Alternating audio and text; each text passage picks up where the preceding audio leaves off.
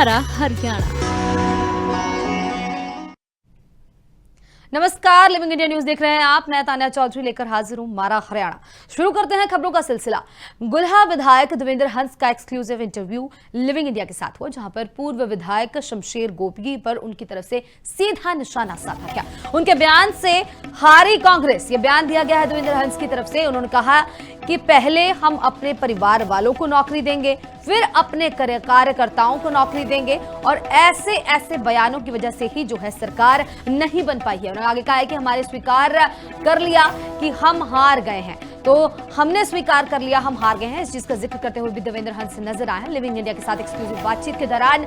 यह बयान उनकी तरफ से दिया गया, सीधे तौर पर इल्जाम लगाए गए हैं, सीधे तौर पर शमशेर सिंह गोगी को कटघरे में खड़ा किया और कहा कि उनकी वजह से उनको ही इस हार का क्रेडिट देते हुए देवेंद्र हंस नजर आए हैं।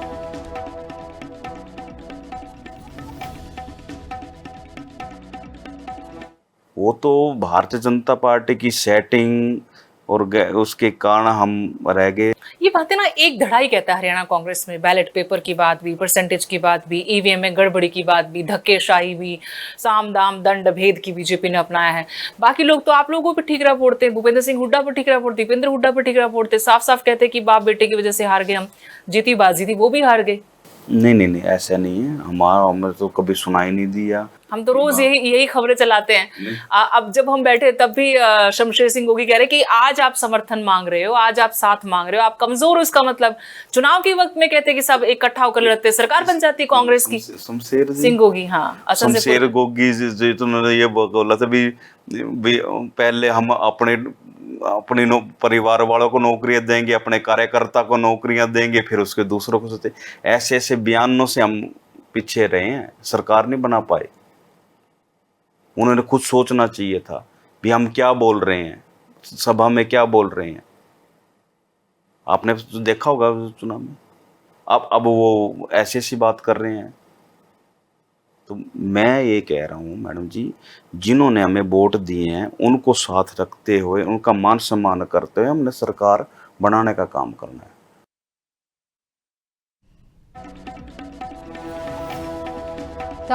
तो सीधी बात है, तस्वीरें साफ हैं और एक्सक्लूसिव कॉन्वर्सेशन, एक्सक्लूसिव बातचीत आपके सामने। किस तरह से पूर्व विधायक शमशेर गोगी के बारे में बात करते हुए विधायक देवेंद्र हंस नजर आ रहे हैं। उनकी तरफ से विधायक गोगी पर जो है शमशेर सिंह की गोगी जी की पूरी जो चुनाव के दौरान जो भी प्रतिक्रियाएं थी, जो बयान थे, उनको लेकर उस बयान को ही पूरा क्रेडिट दे दिया है कि कांग्रेस की हार इस बयान की वजह से हुई है। तो तमाम बातचीत का सिलसिला भी आपने सुना, किस तरीके से बिल्कुल ही सीरियस टोन में देवेंद्र हंस ये चीज का जिक्र करते हुए नजर आ रहे हैं।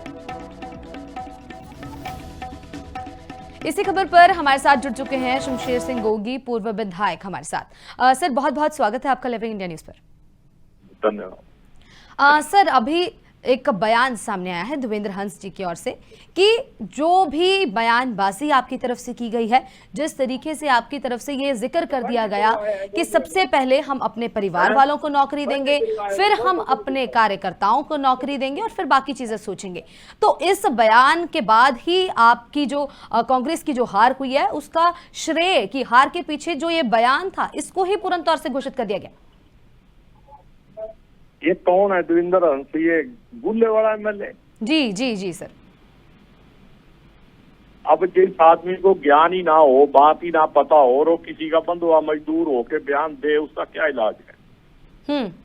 ये तो बीजेपी का प्रोपेगेंडा था। मैंने जो कहा था, मैंने उस पर स्टैंड लिया है, मैंने 20 बार बयान दिया है। वो मेरे को पता किसके कहने से बयान दे रहा हो। जो बीजेपी के प्रोपेगेंडे की मदद कर रहा है वो कांग्रेस ही थोड़ी हो सकता है।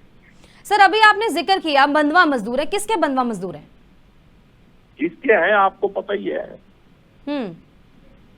तो कांग्रेस पार्टी के होते तो फिर वो उनको डिफेंड करना चाहिए। बात कुछ और थी, बीच में से एक लाइन उन्होंने तो राहुल गांधी के आलू के चिप्स भी बिकवा दिए थे। ये बीजेपी है, और जो कांग्रेसी बीजेपी के ट्रैप में है, जो उसी के स्लीपर सेल हैं। ठीक है ना सर? एक बार फिर से, अगर उस बयान को लेकर वो बोल रहे हैं, तो एक बार आप अपना बयान बताइए कि आपने किस कॉन्टेक्स्ट में ये बयान किया। मैंने ये बयान दिया था कि हमारा सरकार आएगी, संत जिला बनेगा, यहाँ स्मॉल स्केल इंडस्ट्री का हब बनेगा और उसका फायदा अड़ोसियों पड़ोसियों को भी होगा, सबको होगा और अपने को भी होगा। सर फिर ये वो देवेंद्र अपने हंस को का अपनी तरफ से ये मतलब बयान जोड़ रहे हैं? जी सर। तो जी सर, मैंने बोलिए। ये बयान दिया था, कोई मैंने भाषण देते हुए कहा था ये लोगों को, और इस पे मैं 10 बार पहले भी कह चुका हूँ, लेकिन ये कांग्रेस के अंदर ही कुछ लोग हैं जो तकलीफ में हैं, वो दिलवाते हैं बयान। तो सर ये बयान जो उनकी तरफ से बताया जा रहा है, देवेंद्र हंस में अगर कांग्रेस का कुछ बीज होता तो वो मेरे से बात करता, भी क्या बयान दिया था आपने। वो पब्लिक में बीजेपी के हाथ में खेल रहा है, वो पहले बीजेपी में ही था। और मैं बताऊंगा उसको आने वाले समय में इस बयान का कीमत।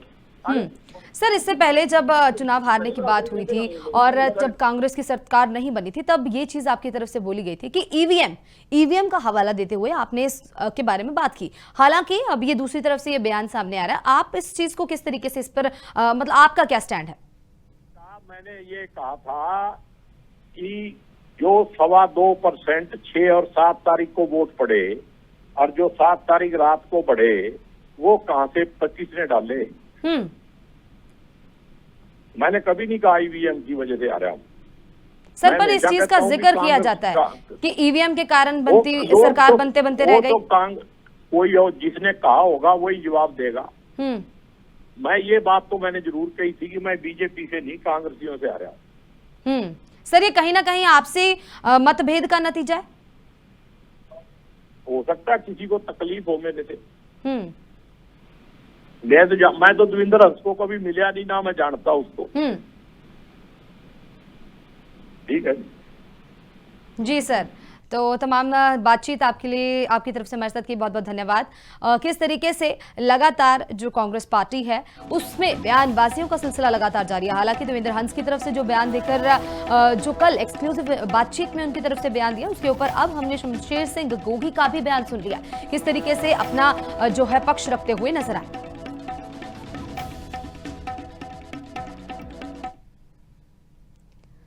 वहीं राज्यसभा सांसद रणदीप सुरजेवाला का बयान भी अब सामने आया। हरियाणा में बदहाल सफाई व्यवस्था की जाएगी, कूड़ा प्रबंधन को लेकर विकट स्थिति बनाई जाएगी। बता दें कि 35 साल तक किसी एक ठेकेदार को ठेका देना भी गलत है। इस चीज का भी जिक्र करते हुए नजर आ रहे हैं। उन्होंने कहा है कि स्थानीय निवासियों का इसके लिए रोजगार का इंतजाम करना चाहिए। इस चीज का भी जिक्र करते हुए नजर आए।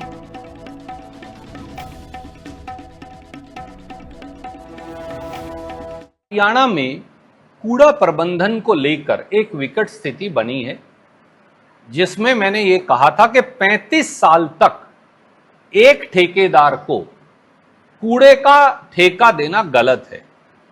इसकी बजाय स्थानीय साथियों को रोजगार का इंतजाम करना चाहिए ताकि उन्हें फायदा हो। उसमें मैंने सभी समाज का नाम लिया। हरियाणा में अगर कोई दलित समुदाय के, पिछड़ा समुदाय के और गरीबों के मुद्दे लगातार उठाता है, चाहे उनकी नौकरी में पद खाली रखने की बात हो, चाहे दलितों के ऊपर अत्याचार की बात हो, तो वो रणदीप सिंह सुरजेवाला जात पात से हमेशा ऊपर उठकर उठाता है। क्योंकि गरीब, दलित, बैकवर्ड क्लास और साधारण बिरादरी के गरीब मेरे मन में बसते। फिर भी किसी को लगे हमारे साथ खड़े होने से उनको नुकसान हुआ या किसी शब्द से उनकी भावना आहत हुई, तो मुझे खेद है। मुझे इसमें कोई ईगो की लड़ाई नहीं लड़नी, मैं उनके साथ हूं। आगे खबर करनाल से, जहां करंट लगने से 21 भैंसों की मौत हुई है। नगला फार्म के पास ये पूरा दर्दनाक हादसा हुआ है। खनन से बिजली का खंभा टेढ़ा होने का भी आरोप इस मौके लगाया जा रहा है। खंभे से करंट फैलने पर पशु इसकी चपेट में आ गए। मौके पर जो है पुलिस की तरफ से अब जांच शुरू कर दी गई है। बता दें कि मृत भैंसों का पोस्टमार्टम भी करवाया जाएगा। तो पशु पालकों के जो मुआवजों की मांग भी बढ़ रही है। पुलिस ने शिकायत के आधार पर कार्रवाई का भरोसा भी दिया है। तो तमाम तस्वीरें करनाल से सामने आई हैं, जहां की बिजली की चपेट में आने से 21 भैंसों की मौत हो गई है। करंट लगने का कारण यहां बताया जा रहा है। हालांकि पशु मालिकों की तरफ से मुआवजे की भी मांग की जा रही है, उसको लेकर भी बातचीत की जाएगी। पुल ये डिग गया था, ये तार टूटी थी, यहाँ आके सारी को करंट लग गई, मौके में मर गई हैं। हमारा गरीबों का क्या है, देखो जी हम क्या खाएंगे, निके निके बच्चे हैं इनके भी, हमारे भी, इनमें 10-11 भैंसा भी आई हैं, बाकी बहने वाली हैं। हम यही चाहते हैं भी इनका हमारा को जो क्लेम है, हमारे बच्चे हैं, हम क्या खाएंगे, इनका हमारे को ये क्लेम मिलना चाहिए जी। आप ये देखिए सर, कैसे क्या लगता है किस वजह से बिजली का करंट लगा? बिजली का करंट लगा जी, ये पोल डिगने कारण। ये पोल देखिए आप सर, हाँ, पोल लगाया ये जहाँ से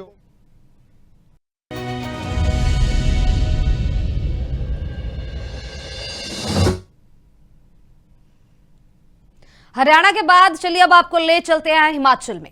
हिमाचल में 23 जुलाई तक भारी बारिश का अलर्ट जारी हुआ है। 20 और 21 जुलाई का रेड अलर्ट जारी हो चुका है। बता दें कि चंबा, मंडी, कांगड़ा, सिरमौर सबसे ज्यादा प्रभावित क्षेत्र होंगे।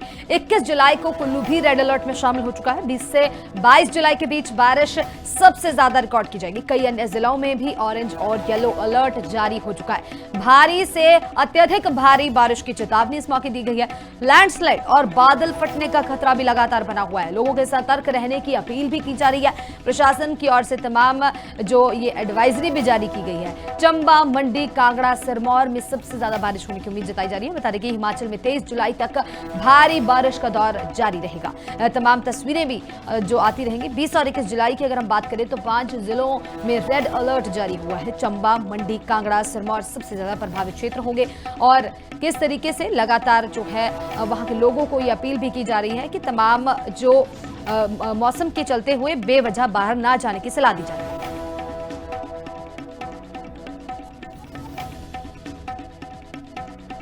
इसी खबर पर तमाम जानकारी के लिए मेरे सहयोगी लाइव जुड़ चुके हैं शिमला से। योगराज, किस तरीके का जो माहौल नजर आ रहा है और तमाम तस्वीरें क्या कहती हैं, क्योंकि आज के दिन किस तरीके का मौसम है? हालांकि रेड अलर्ट और ऑरेंज अलर्ट भी जारी हो रहा है।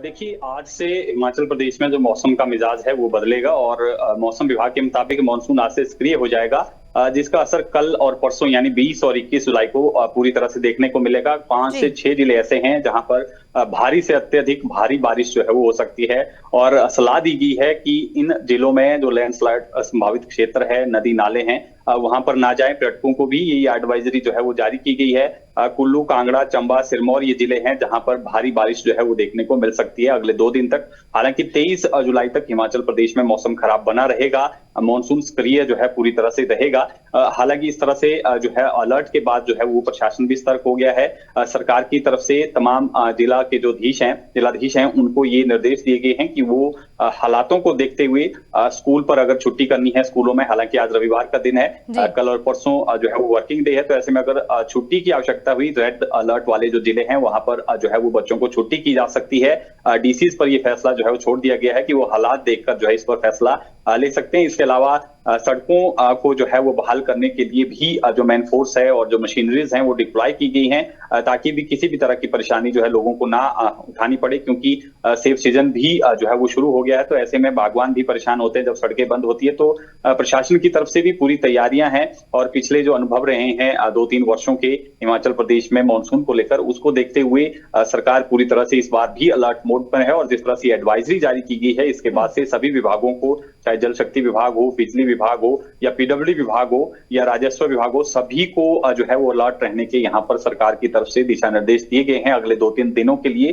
खासतौर पर 20 और 21 जुलाई कल और परसों का जो ये दिन रहने वाला है, इसमें हिमाचल प्रदेश के तमाम जो जिले हैं वहां पर बारिश का दौर रहेगा। कुछ जिलों में ऑरेंज अलर्ट है, कुछ जिलों में रेड अलर्ट है। जो शेष जिले हैं जहां पर कम बारिश होने की संभावना है वहां पर येलो अलर्ट का जो है वो यहाँ पर जो है मौसम विभाग की तरफ से अलर्ट जो है वो जारी किया गया है।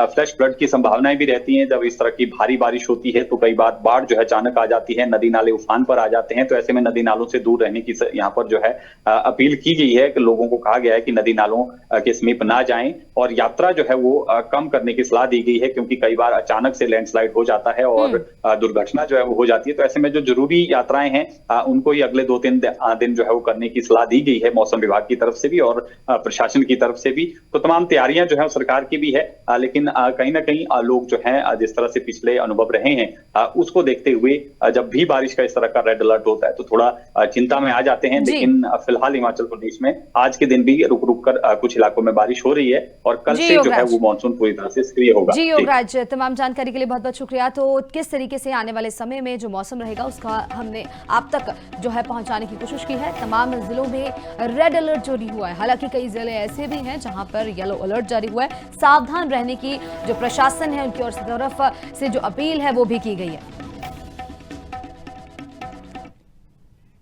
आगे खबर किन्नौर से, जहां फ्लैश फ्लड का कहर बना हुआ है। बता दें कि संगला छितकुल में बाढ़ जैसे हालात बने हुए हैं। छितकुल जाने वाला रास्ता पूरी तरह से बंद हो चुका है। मस्तरंग के पास सड़क जो है पूरी कीचड़ से भरी नजर आ रही है। बता दें कि संगला वैली में अचानक से फ्लैश फ्लड भी आया है। मस्तरंग के पास गारगा नाले में उफान नजर आ रहा है। भारी मलबा और बड़े पत्थर बहकर आ चुके हैं, तो इलाके में निगरानी और राहत कार्य शुरू हो चुके हैं। और तस्वीरें तमाम आपको दिखा रहे हैं किन्नौर से, जहां की मस्तरंग के पास कीचड़ से भरी जो सड़कें हमें नजर आ रही हैं। पूरा जो क्षेत्र है प्रभावित नजर आ रहा है। चलिए आगे बात करते हैं चंबा की। चंबा के किकरा में भारी भूस्खलन हुआ है। बता दें कि धारी में भारी भूस्खलन के कारण सड़क बंद की गई है। विशाल चट्टान गिरने से लाहड़ू तनुहटी मार्ग जो है पूर्ण तौर से ठप हो चुका है। रात 11 बजे के करीब रास्ता पूरी तरह बंद किया गया है। यात्रियों ने पूरी रात गाड़ियों में बिताई है। दोनों और वाहनों की जो है लंबी लंबी कतारें देखने को मिल रही हैं। मलबा हटाकर छोटे बड़े वाहनों की आवाजाही को बहाल किया गया है। रात भर जो लोग फंसे थे उन्होंने राहत की सांस ली है। इस बुलेटिन में फिलहाल इतना ही। मुझे इजाजत, देखते रहें लिविंग इंडिया न्यूज।